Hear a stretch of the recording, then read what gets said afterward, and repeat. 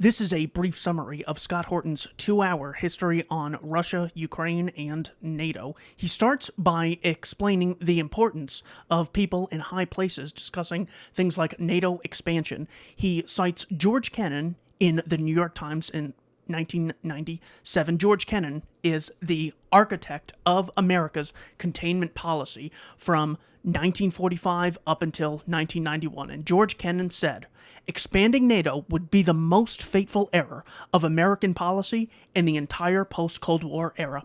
Such a decision may be expected to inflame the nationalistic, anti-Western, and militaristic tendencies in Russian opinion, to have an adverse effect on the development of Russian democracy, to restore the atmosphere of the Cold War to East-West relations, and to impel Russian foreign policy in directions decidedly not to our liking. He also quotes people like Strobe Talbot, Secretary of Defense under Bill Clinton, Robert Gates, Pat Buchanan, dedicated a chapter in his book, A Republic Not an Empire, to provoking a potential war with Russia. Even political scientists like John Mearsheimer had constantly been warning about the negative aspects of NATO expansion going back decades.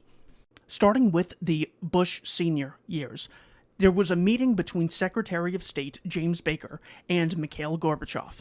In the meeting, there was an agreement, this is well documented by historians like Susan Eisenhower. There was an agreement that if the Warsaw Pact, headed by the Soviets, were to disband their military alliance, then the NATO, North American Treaty Organization, that military alliance, would not expand towards Russia. Later in the Clinton years, you have the first round of NATO expansion. America already going back on its word. They join countries like Poland, Hungary, and the Czech Republic. Around this time, there were high tensions between America and Russia. The BBC reports in November of 2010, singer James Blunt, quote, prevented World War III. Singer James Blunt has told the BBC how he refused an order to attack Russian troops when he was a British soldier.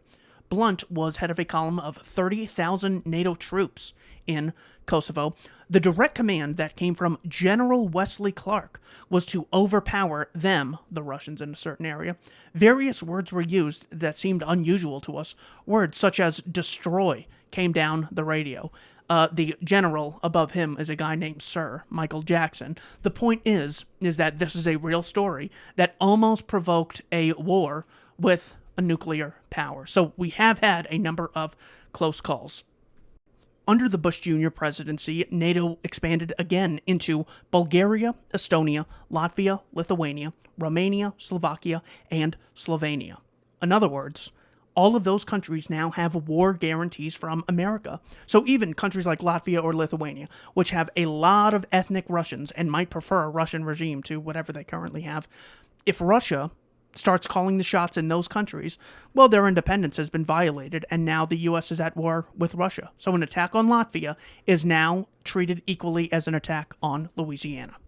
Scott Horton then quotes a 2007 Putin address to the Munich Security Conference, telling them, I think it is obvious that NATO expansion does not have any relation with the modernization of the alliance itself, or with ensuring security in Europe. On the contrary, it represents a serious provocation that reduces the level of mutual trust, and we have the right to ask against whom is this expansion intended, and what happened to the assurances our Western partners made after the dissolution of the Warsaw Pact. Where are those declarations today? No one even remembers them. But I will allow myself to remind this audience what was said.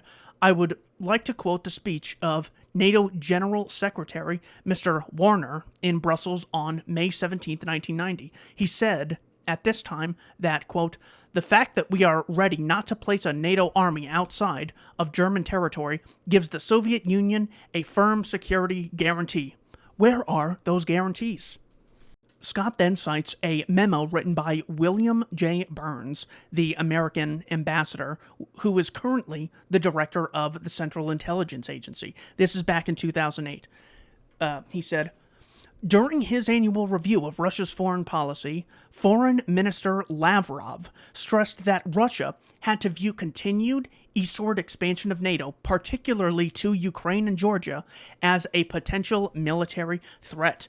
Not only does Russia perceive encirclement and efforts to undermine Russia's influence in the region, but it also fears unpredictable and uncontrolled consequences which would seriously affect Russian security interests. Experts tell us that Russia is particularly worried that the strong divisions in Ukraine over NATO membership, with much of the ethnic Russian community against membership, could lead to a major split involving violence or, at worst, civil war. In that eventuality, Russia would have to decide whether to intervene, a decision Russia does not want to have to face. So that was in 2008, and that's exactly what happened after May 2014 in the Donbass region. Final important event in the George W. Bush administration was the Georgian conflict of 2008, summarized here by Ted Galen Carpenter.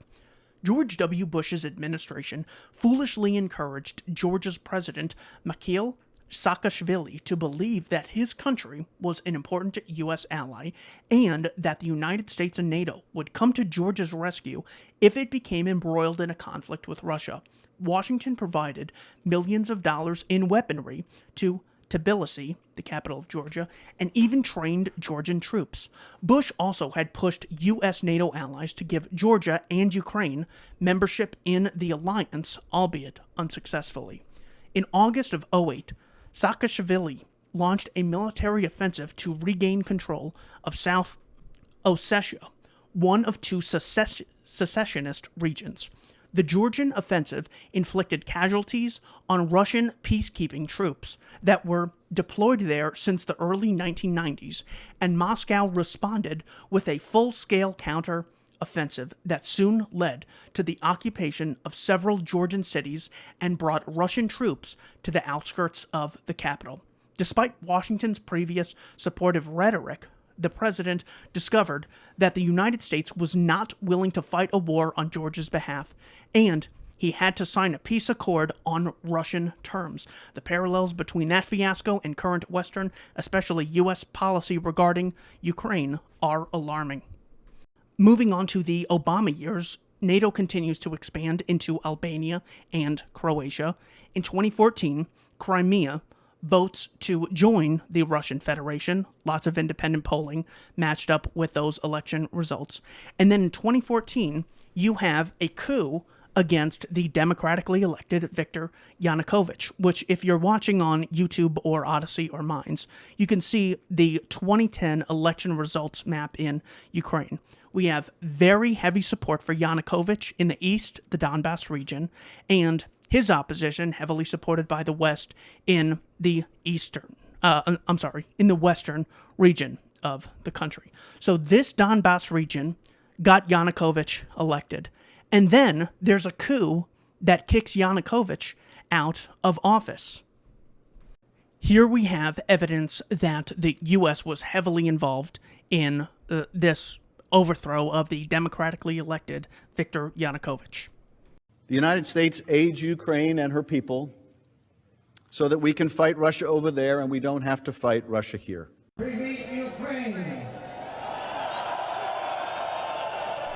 People of Ukraine, this is your moment. Народи України. Your fight is our fight. Ваша боротьба – це наша боротьба. 2017 will be the year of offense. Рік 2017 рік буде ріком нападу. All of us will go back to Washington and we will push the case against Russia. Ми всі повернемось. Good. So I don't think Kleith should go into the government. I don't think it's necessary. I don't think it's a good idea. Yeah, I mean, I guess you think, what in terms of him not going into the government, just let him sort of stay out and do his political homework and stuff. To Ukraine for my third visit in 5 weeks last Tuesday in support of these very goals, this time conducting parallel coordinated high-level diplomacy with EU High Representative Cathy Ashton Since Ukraine's independence in 1991, the United States has supported Ukrainians as they build democratic skills and institutions, as they promote civic participation and good governance, all of which are preconditions for Ukraine to achieve its European aspirations. We've invested over $5 billion to assist Ukraine in these and other goals that will ensure a secure and prosperous and democratic Ukraine. The challenge here is to try to attract it to the West, to get it to flip sides.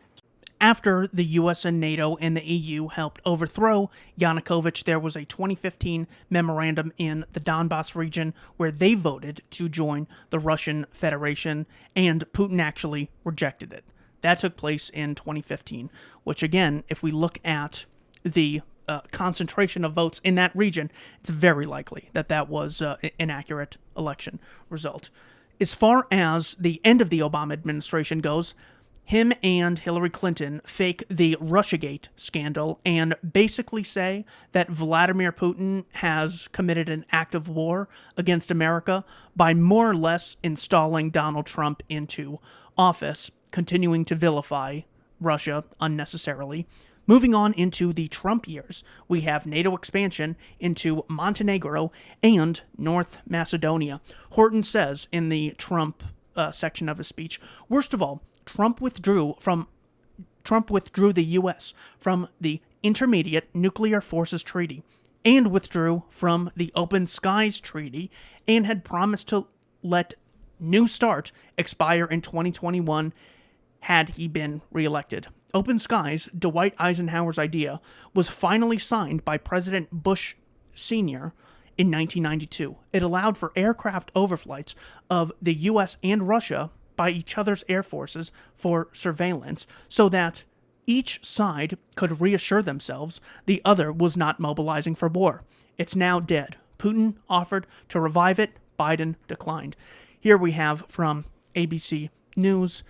Trump admin approves new sale of anti-tank weapons to Ukraine. The Trump administration first approved the sale of Javelins to Ukraine in 2017. That was October 1st, 2019.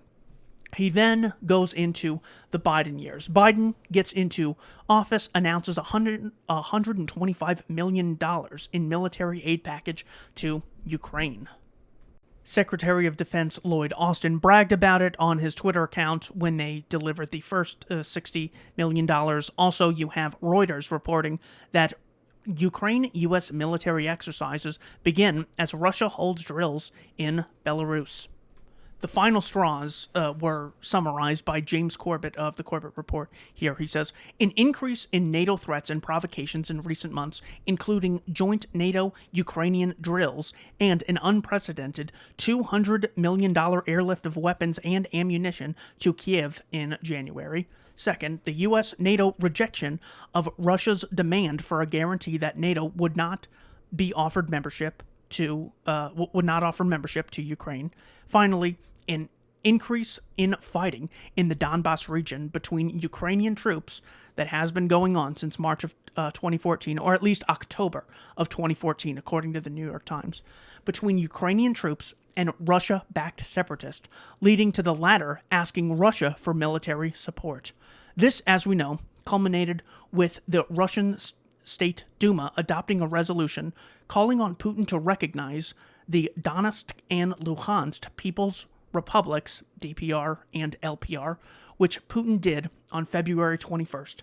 3 days later, he announced a, quote, special military operation to protect the people of the Donbass. The special military operation very quickly expanded beyond the Donbass, striking targets in and near the Ukrainian capital of Kyiv and elsewhere around the country. Scott ends his speech with the Biden administration saying his national security advisor, Jake Sullivan's statements seem to indicate a possible plan to bait Russia into war, to bleed them dry in the Afghan style.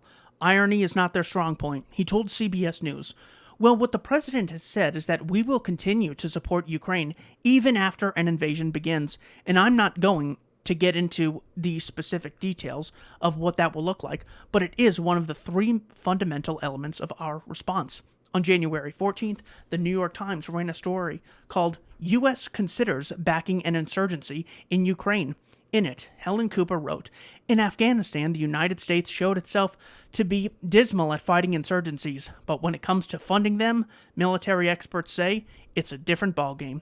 She quoted the former Supreme Allied Commander of NATO forces in Europe and Hillary Clinton advisor, retired Admiral James Stavridis. If Putin invades Ukraine with a major military force, U.S. and NATO military assistance, intelligence, cyber, anti-armor, and anti-air weapons, offensive naval missiles will ratchet up significantly, and if turned into a Ukrainian insurgency, Putin should realize that after fighting insurgencies ourselves for 2 decades, we know how to arm, train, and energize them. Basically, the primary things that Putin is calling for to end the war is 1, no NATO membership for Ukraine and a neutral position. 2, Russian should be the second official language of Ukraine, with laws prohibiting it abolished. 3, recognize Crimea as Russian territory. 4, recognize the independence in the Donbass of Donetsk and Luhansk. 5, demilitarization of Ukraine and abandonment of weapons that could be a threat to the Kremlin. 6, banning of ultra-nationalist parties and organizations in Ukraine. Thank you for listening to the summary of Scott Horton's speech. Thank you for watching the Libertarian Institute and Don't Tread on Anyone podcast.